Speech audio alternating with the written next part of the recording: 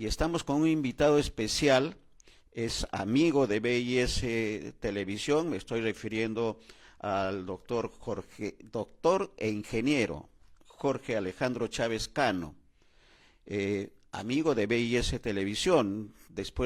Nos va a decir ahora en el saludo, me parece que un poco más de 5 años que no hemos tenido la comunicación, pero qué oportuno tenerlo en el Perú, tenerlo en su patria, para conversar de dos temas importantes: el tema del transporte público, que es una desgracia en nuestro país, y el tema también que puede ser una proyección importante, que es el tema ferroviario. Y no solamente vamos a hablar del tema del tren del alcalde de Lima, una donación que al final no fue donación, fue compra, todo un escándalo político y de gestión, sino de lo que significa, lo que puede ser la potencialidad ferroviaria en nuestro país por las condiciones geográficas que tenemos. ¿Qué decir de nuestro invitado? Es eurogestor en gobernanza del transporte público, tiene una experiencia de 47 años en 59 países de labor profesional y es director científico de Chávez Cano, de I+D+I, investigación más desarrollo más innovación. ¿Qué significa eso? Desarrollo humano, ¿no es cierto? Así que todo esto en el marco de la Unión Europea. Bienvenido, estimado doctor e ingeniero, bienvenido a su patria y bienvenido a Abriendo Puertas, Jorge Alejandro. Muchas gracias por la cálida bienvenida, gustoso nuevamente estar ante la opinión pública peruana, sometiéndome a través de tus preguntas a posibles respuestas lógicas que envuelven los problemas actuales del transporte público en el Perú. Quedo a tu disposición. Producción me hace la precisión, Jorge Alejandro, que son 7 años exactamente de no comunicación, digamos, pero ha habido una comunicación siempre permanente e interna. ¿Cuál es el diagnóstico en estos 7 años del transporte, principalmente del transporte público de pasajeros en nuestro país, Jorge? Mire, la deteriorización del transporte público viene de hace un siglo aproximadamente y se ha agudizado hace medio siglo, 50 años, que tenemos que el gobierno de turno se ha transformado en ser de un supuesto servidor público, se ha convertido en este sector en una organización para delinquir, ¿no? Donde inclusive hay temas muy llamativos que rozan con una organización criminal que se ha montado a través de diferentes instituciones como Protransporte, la ATU, no fiscaliza los CITRAN, no fiscaliza la Contraloría General de la República, no fiscalizan los colegios de ingenieros y arquitectos. Entonces se ve como un contubernio globalizado para mantener lo malo que hay, ¿no? Y el punto neurálgico ese es el factor humano. No se ponen a los directivos con la capacidad suficiente para gobernar, porque están más interesados en utilizar el transporte como un mecanismo, como un ente recaudador de dinero, a como dé lugar, y más que el servicio público. Ese es uno de los principales problemas que se ven para cualquier extranjero, no solamente para mí que soy peruano, sino cualquier extranjero con el cual me contacto, me encuentro en los aviones o en los aeropuertos, me habla de lo mismo y coincido. Totalmente, y coincidimos también porque hay un tema, creo que son varios factores, ¿no? Pero que quisiéramos en esta entrevista, que entendemos va a ser larga y plenamente justificada, Jorge Alejandro, porque hay actores que no están funcionando. Tú acabas de señalar varias instituciones, ATU, Ministerio de Transportes, los mismos transportistas, el gobierno nacional, no están funcionando por este tema de la criminalidad dentro del sector. Ese es un tema. El otro tema es un tema eminentemente técnico. No se ha hecho nada, no se ha avanzado nada en estos 7 años, de acuerdo a tu primera impresión, Jorge Alejandro. Y no vamos a preguntar sobre fórmulas mágicas, sino qué es lo que se tiene que hacer. y qué es lo que no se está haciendo hasta el momento en los últimos 30 años del transporte en nuestro país. Desde mi personal punto de vista, y se entiende sin creerme dueño de la verdad, solo amparándome, basándome en el universo cognitivo que tengo, las instituciones lideradas, gobernadas, presidente ejecutivo, director general, gerencias, se han convertido en organizaciones criminales. No solo los que matan conductores, no solo los que amenazan el servicio, porque esos directivos de la ATU, Protransporte, Ocitran, Sutran, Ministerio de Transportes, violan las leyes ya establecidas, que no las hacen, no solo no las cumplen, sino que engañan a la opinión pública, cobrándoles una tarifa que es internacional, $1, $1.10, pero con un servicio de pésima calidad. El nivel de servicio del transporte público en el Perú, y hablando de Lima, es de muy pésima calidad. Solo para darle un indicador, se está transportando personas en camiones de carga disfrazados de autobuses. Y eso viola toda la normativa establecida, ¿no? Porque se sabe que es prohibido transportar personas en camiones de carga, de piso alto, chasis alto. Se sabe que el nivel de servicio debe captar a la demanda del usuario a través de una excelencia del servicio, en horarios completos, en intervalos mayores, intensivos. Pero usted ve, por ejemplo, que hay multas en la avenida Arequipa de 15 a 20 mil soles contra el transporte alternativo, que no le permite hacer el transporte, pero la autoridad ATU, Protransporte, entre otros, no tiene servicio, no tiene programado servicio a partir de las 9 de la noche. 9, 10 de la noche ya no hay transporte. Y entonces la pregunta es, ¿cómo pretende gobernar una autoridad este sistema, este servicio, que además debería ser público, un derecho público, si no programa, no planifica de forma más adecuada y de acuerdo a ley tal servicio? De acuerdo. Y eso significa que la tarea debe ser asumida por las próximas autoridades. Vamos a tener elecciones, Jorge Alejandro, el 2026, que está ya a la vuelta de la esquina, en 6 meses, poco más, que tendrían que asumir esta responsabilidad. ¿Qué recomendaciones? Porque hay que hacer, ¿es necesaria una reingeniería? ¿Cuáles son las alternativas de solución del experto Jorge Alejandro? Mire, aquí la matriz del problema, como en cualquier lugar del mundo, es el factor humano. ¿Y a qué me refiero?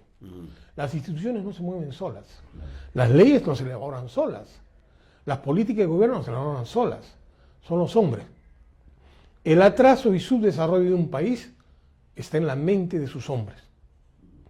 Y si usted como gobierno, o como ministro, o como congresista, en las comisiones de transporte del Congreso, elige a gente mediocre, a gente oportunista, a gente que solamente está pensando en cómo coger dinero del Estado, del contribuyente, para beneficio personal, y lo pone de director de la ATU, director de Protransporte, directores del Ministerio de Transporte, de Ocitran, de Sutran, no va a poder resolver el problema nunca, lo va a potenciar. Entonces, aquí lo primero que hay que hacer es hacer un reclutamiento selectivo de personas altamente calificadas, y no me refiero a gente que tenga titulaciones o grados, claro, o que haya estudiado en el extranjero, sino que tenga una experiencia consolidada cosmopolita, internacional, que haya gestionado, gobernado, dirigido, ejecutado proyectos en Asia, en Europa, en América, que haya trabajado de preferencia con el sector privado por la alta exigencia en el desempeño profesional, y que con esa experiencia de 10, 20 años venga al Perú a ser ministro, venga al Perú a ser congresista, venga al Perú a ser el presidente ejecutivo de la ATU, venga al Perú a ser director de alguna de las divisiones, sectores del Ministerio de Transporte. Mire, le doy otro indicador más. El 85% del personal técnico del Ministerio de Transportes del Perú es un personal que no ha terminado los estudios. Quiere decir que no son titulados, no tienen ni el grado de bachiller y que menos son colegiados. Entonces, con esa gente que no tiene los estudios terminados, ¿cómo va a poder gobernar innovación? ¿Cómo va a poder hacer nuevas propuestas de desarrollo si no tiene capacidad? Es gente que ni siquiera sabe lo que ocurre en el mundo. No pueden hacer licitaciones públicas, concursos públicos, porque las bases, los términos de referencia y los contratos internacionales que sirven para hacer los concursos públicos tienen que ser hechas por mente cosmopolita, que conozcan la normativa de Rusia, de Alemania, de Brasil, de Estados Unidos, de Chile, de España, de China, de Japón, y lo traiga aquí y pueda hacer una traducción para que pueda asimilar mediante el concurso público cualquier inversión financiera o cualquier tecnología que entre al país. Sin eso estamos perdidos, sin eso solo corrupción como la realidad lo demuestra. Gustavo Guerra García, un simple economista, lo ponen de presidente de Protransporte. Y queda una barbaridad que es Protransporte y el Metropolitano, el COSAC 1. Lo sigue Juan Tapia Grillo, complementa y profundiza lo mismo. De ahí lo sigue, ha estado involucrada creo Roxana Rocha Gallegos. Después ha estado María Jara Risco. Y antes estuvo Elvira Moscoso, también en Sutran. Claro. Y ahora ha estado David Hernández. Entonces yo me pregunto, ¿qué hace un contador público como Elvira Moscoso? O un abogado, ¿no? O un abogado como María Jara Risco, o un relacionista público como David Hernández, que me parece un tipo simpático, muy educado, refinado, para gobernar tecnología de alta complejidad. Más fácil, y con esto concluyo, es lanzar un cohete espacial a la estratosfera para conocer la Tierra que gobernar el transporte público de una ciudad. Correcto, eso significa que el tema de calidad de los decisores no es la más adecuada, y eso hay que decirlo, no solamente es en el tema de transporte, Jorge Alejandro, también en otros sectores en los que los técnicos no tienen presencia. Y tú has hecho un recuento así rapidísimo. Quienes manejan en el tema del transporte son abogados o son economistas, pero que no tienen la experiencia de la capacidad que da la universidad, que da la experiencia para manejar un sector tan importante. ¿Eso qué significa en los tiempos actuales, 2025, Jorge Alejandro? Mira, yo quisiera profundizar en esto que he expresado. Eso se refiere a que hay un intrusismo profesional y que los colegios profesionales, principalmente de ingeniería y de arquitectura, se quedan callados. No defienden sus ideas, no defienden su experiencia, porque hay ingenieros que están por aquí, por Perú, de visita, o algunos han vuelto y han querido contribuir y no les han dado la oportunidad. Mire, imagínese usted que a Elvira Moscoso, muy respetable señora, de repente muy buena contadora pública, la ponen a comandar pues una división de tanques. O a María Jara Risco la ponen al frente a una flota de barcos, ¿no? O a Gustavo Guerra García, que es un economista, o Juan Tapia Grillo, a comandar un escuadrón de aviones de combate, un Sukhoi o un Mikoyan Gargurevich. O sea, van a destruir toda la defensa. No están calificados. Y a mí lo que me preocupa de todo esto son dos cosas que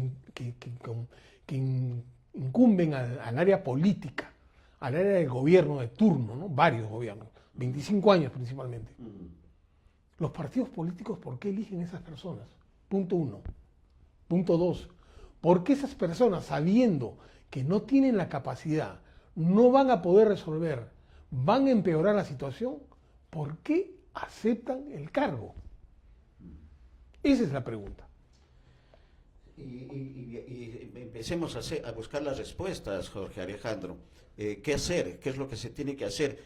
¿En qué país podemos vernos como espejo para lograr el desarrollo, la tecnificación y la modernización del transporte, superando el problema de la corrupción, el problema de la criminalidad que es urgente atender en el sector transportes, Jorge Alejandro? Miren, en el planeta, la experiencia que tenemos nosotros, las soluciones están atomizadas como un mosaico. Unas para la realidad peruana, unas se pueden encontrar en Asia, otras en Europa, otras en América Latina, otras en Estados Unidos. Entonces, tiene que haber un conjunto de especialistas que puede decir, mira, traemos esto de aquí a aquí, traemos esto de aquí a aquí, juntemos 2, 3 tecnologías que son las más adecuadas y armar eso. Pero para eso se necesita pues que estén en el cargo gente de altísima calificación. Claro. Y esa gente de altísima calificación no es académica, es de gestión, de interacción social en diferentes realidades. De experiencia, Jorge Alejandro, ¿no? Sí, sí, que hayan resuelto problemas, que aporten soluciones de gobierno. Y esa gente pues está en el rango de los 30 a 90 mil euros mensuales netos. No un sueldito pues del ministro que se aferra al puesto por 30.000 soles, 50.000 soles. Estamos hablando pues de gente que está acostumbrada a ganar 140 a 390.000 soles mensuales netos, ¿no? Entonces ya por ahí la cosa se rompe. Y de otro lado, el fortalecimiento del sistema académico de transporte. La cátedra de transporte más antigua del Perú es la de la Universidad Federico Villarreal, que está en la Facultad de Sistemas e Industrial, pero es una facultad que no ha desarrollado, pues se ha quedado en todo lo que es paquetería, logística, y lo ha hecho como un aeropuerto así de mezcla de disciplina, como si le damos un poquito de todo y no sabe nada. Y el que ha mejorado más o menos o ha comprendido mejor el tema de transporte público es la cátedra dirigida por el ingeniero Juan Carlos Dextre de la Pontificia Universidad Católica del Perú, pero que no tiene presencia, pues no le han dado el suficiente protagonismo, y sea también verdad, porque Juan Carlos Dextre pues no es un tipo agresivo, no es un líder que empuje, que pelee, ¿no? La Universidad Nacional de Ingeniería, donde tengo muchos compañeros, amigos y conocidos, que está dirigido por el doctor ingeniero José Matías León, ha desarrollado bien conceptos y tal, ha hecho más o menos el armar rompecabezas, pero desgraciadamente todo está orientado a la ingeniería civil, a la construcción civil, a la construcción de infraestructura. Y el transporte público es una fusión de infraestructura con sistemas urbanos. Por eso que en la modernidad se habla del transporte público integrado al desarrollo urbano. No son separados, tienen que ir integrados. Y esas mentes no existen, no se han formado en el Perú. Y encima la academia, como la UPSIL, por ejemplo, que ha desarrollado mucho las cadenas logísticas, pero a nivel micro, no ha reclutado, pues, que son los llamados, convocados a reclutar gente, a modificar las mallas curriculares, viven, y perdóname que lo diga así, porque como peruano a mí esto me molesta, pero es lo que veo, viven de limosneo, pues, de peruanos que dan conferencias gratis, talleres gratis, información gratis, y no invierten, y no quieren invertir, y sus decanos son gente antigua, pues ya 30 años de servicio, 20 años, que ya no dan para más, como piezas de vehículos, de automóviles que ya están viejos, que hay que cambiarlos, ya jubilarlos y poner gente nueva, pero también esa gente nueva no califica, no tiene esa energía, esa fuerza, porque su conocimiento es muy pequeño, muy limitado. Todo lo relaciona a momentos, a espacios cortos, a protagonismo, a ser empleado, mandado del ministro, de la coyuntura del momento, de la situación política. Los miedos de estas personas con poca capacidad los paralizan. Permíteme, hay una pregunta de un televidente que nos está de Arequipa, Víctor Linares, dice, la pregunta siguiente, Jorge Alejandro, ¿cuántos años se requiere para la modernización del transporte, superando los problemas, el diagnóstico que acaba de dar a conocer el expositor? Mire, lo voy a enfocar desde otra especialidad mía, de la ciencia y tecnología. La pregunta se responde con otra pregunta. Tome atención, señor, que ha hecho la respectiva pregunta. ¿Cuánto cree que demoraría un hombre de la época cuaternaria en poner luz eléctrica y otro del 2025 en conseguirla? En la época cuaternaria va a tener que pasar 5.000 años buscando cómo identificar el fenómeno de la electricidad, mientras que en el año 2025 va a llegar a una habitación, va a buscar el botón del timbre, del encendido, lo va a apretar y hay luz. ¿Qué quiero decir con esto? La gran diferencia en el tiempo y en el espacio está en el conocimiento. Si usted recluta mamarrachos, muertos de hambre, oportunistas, delincuentes disfrazados de autoridad, se va a demorar miles de años en resolver este problema. Si usted recluta gente especializada, patriota, responsable, honesta, respetuosa de las leyes, esto lo resuelve en 5 años. Se notan los primeros cambios, como mucho. ¿Por qué le digo esto? Porque el que habla ya lo ha hecho en otros países. Porque el que habla, y eso a ti te consta, estimado Néstor, ha sido el promotor a su cuenta riesgo de la red ferroviaria nacional. Yo no he tenido nunca cargo público, ni siquiera de concejal. Yo me he desempeñado en el sector privado internacional siempre, manejando y generando mis propios recursos para moverme por el mundo. Y lo he hecho. Soy el único que trajo aquí a Madrid MT Autobuses para implementarlo en el metropolitano. Lo traje después de 15 años que buscaban ellos dónde encajar y no podían, y después de que ha pasado creo 100 años en que diversos municipios han querido hermanamiento con otras ciudades del mundo y no lo conseguían. Yo lo hice en 2 semanas. Pero eso hay que saberlo hacer. Y el Estado, a través de los gobiernos y de sus instituciones, están por mandato popular, ciudadano, y porque el contribuyente les paga a buscar esos recursos, a traer esos recursos. Correcto, eso significa, y es un compromiso público en todo caso, Jorge Alejandro, que el instituto, la institución científica que diriges de investigación, desarrollo e innovación, puede aportar para las soluciones de estos graves problemas del transporte público de nuestro país? Mire, de los últimos 25 años, 35 años que estoy fuera del Perú, yo he venido a ayudar de todas las maneras. He venido de mi cuenta y riesgo, con viajes que son complicados, y he sido la mayoría de veces, 90-97% de veces, ninguneado, marginado, traicionado, engañado, estafado, ignorado. Entonces, con este problema de salud que he tenido, que me ha pedido volver a Perú después de 7 años, ya me estoy recuperando, me he dado cuenta de una cosa fundamental, de que si por algún motivo, ley de vida, yo fallezco, me muero, todo el conocimiento acumulado, que me ha costado mucho esfuerzo, muchos desafíos, muchas adversidades superar, se va a perder.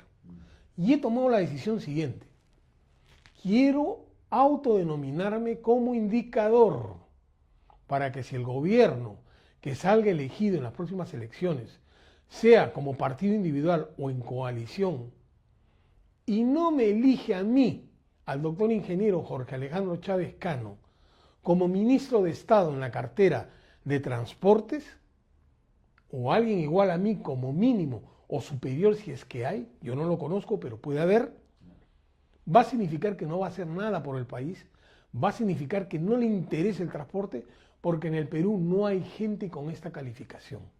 47 años, 59 países en 8 idiomas. No hay, yo no lo conozco.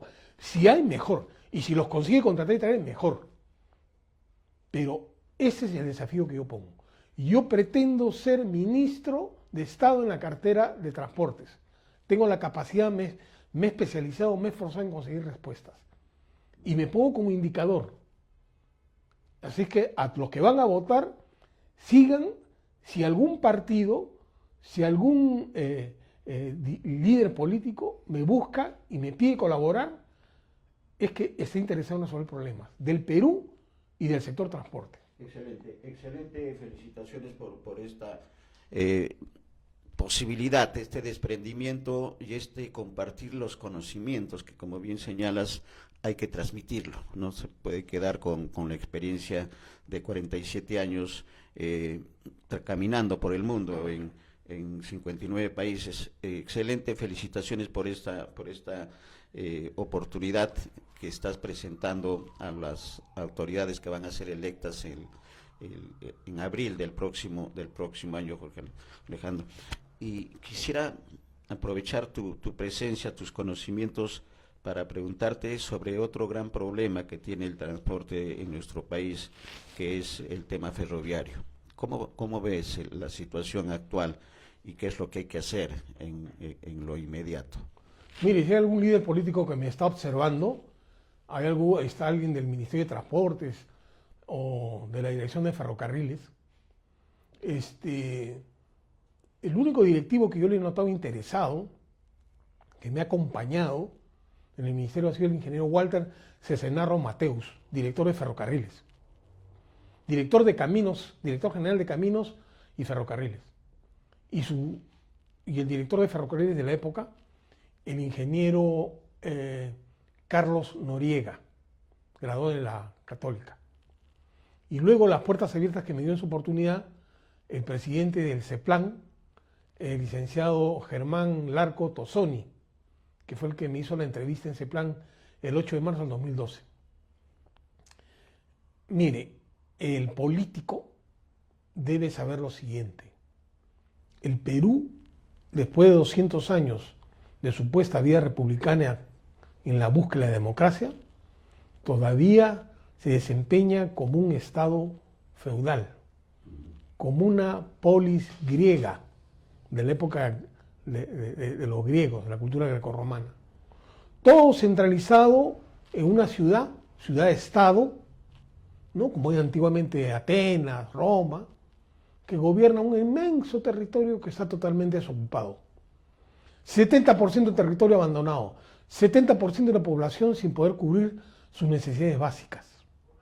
Y la única manera de poder integrar geoespacialmente el Perú, 1.300.000 kilómetros cuadrados aproximadamente, es con vías de transporte constantes, fluidas, que puedan permitir la colonización de todo el territorio. Y el modo de transporte más adecuado es ferrocarriles, acompañado de los otros modos, dependiendo si es la selva, lacustre, fluvial, dependiendo si es la costa, autobuses terrestre y cabotaje, mar, dependiendo si es la sierra, trenes, autobuses, pero bajo un plan. Ese plan ya lo presenté, como te consta a ti, en 1997, por encargo del ingeniero Sebastián Cayamaguiña, que en esa época era director institucional del Instituto Nacional de Investigación de Transporte, un órgano adjunto al Ministerio de Transportes, y que yo lo presenté reiteradamente el 2000 en el Concitec, 2001 en Proncepri, antes de ser Proinversión, y el 2012 cuando nos conocimos en CEPLAN. Y después lo presentó en el Congreso, en las comisiones de transporte, en diferentes lugares. Entonces,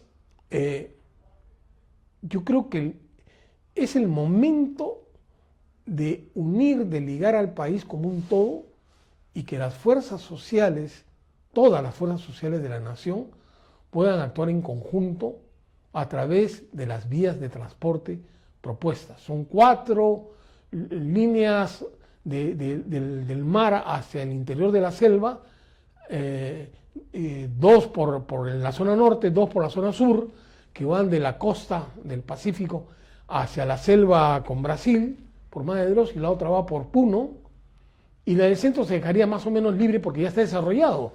O sea, no necesitamos potenciar algo que ya está funcionando.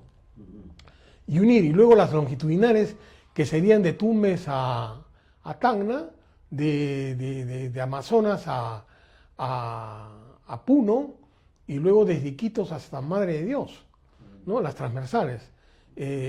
Porque si no, no existe otra forma de gobernar derechos y de brindar oportunidades de desarrollo para condiciones diferentes. No podemos estar así, ¿no? Correcto. Estamos hablando de conectividad interna primero, pero ¿y la conectividad internacional? ¿Cuáles son las recomendaciones? Estamos hablando de Brasil, estamos hablando de Bolivia, estamos hablando de Colombia. Eso ya entramos a geopolítica. Pero volviendo al tema interno, mire, si nosotros no nos integramos, no solamente ya estamos en riesgo de temas de seguridad nacional y de soberanía nacional, porque no podemos cuidar todo el territorio, sino que además somos, en las fronteras, somos un sector económico débil. Y eso que tiene que ver con tu pregunta. Si nosotros nos uniésemos con Brasil por el norte con Manaus, o por el sur conexión hasta Sao Paulo, Santos, la economía brasileña nos va a engullir completamente de pies a cabeza. Porque nuestro sector industrial, exportador y de potencia económica no está desarrollado en esos lugares. Está totalmente abandonado. En la frontera llega un punto en que en algunas zonas se habla portugués, donde la atención sanitaria, los colegios son puestos por gobiernos extranjeros. Entonces, ¿cómo pretender internacionalizarnos? ¿Cómo pretender integrarnos a Colombia, a Chile, a otros países, cuando nuestras fronteras están abandonadas? Porque los medios de comunicación no llegan. Y no hay una política de Estado, porque los congresistas no visionan eso. Los presidentes de las comisiones de los últimos 50 años no tienen visión de eso. Han entrado al cargo por otros intereses. Hay mucho por hacer en nuestro país, eso es evidente, Jorge Alejandro, del diagnóstico de la situación, en este caso del transporte en general, no solamente el transporte público terrestre, sino también el ferroviario. Hay mucho por hacer, creo que esa es una de las conclusiones, y con un país con tanta riqueza, además, ¿no? Creo que esas pueden ser las conclusiones de la conversación. Pero toquemos lo básico, reclutar gente calificada. Como una selección de fútbol, igualito, escoja los mejores, tráelos del Polar si quieres, pero tráelos. Hay dinero, no podemos estar perdiendo 190.000, 170.000 millones de dólares en un año por corrupción o porque se devuelven los presupuestos de las zonas, de las regiones alejadas porque no tienen capacidad de consumo y perdemos en corrupción, en presupuestos devueltos y somos incapaces de no contratar gente calificada que te costaría un mínimo de todo eso que se pierde. Liderazgo, ¿no? Liderazgo también es... Conocimiento. Sí.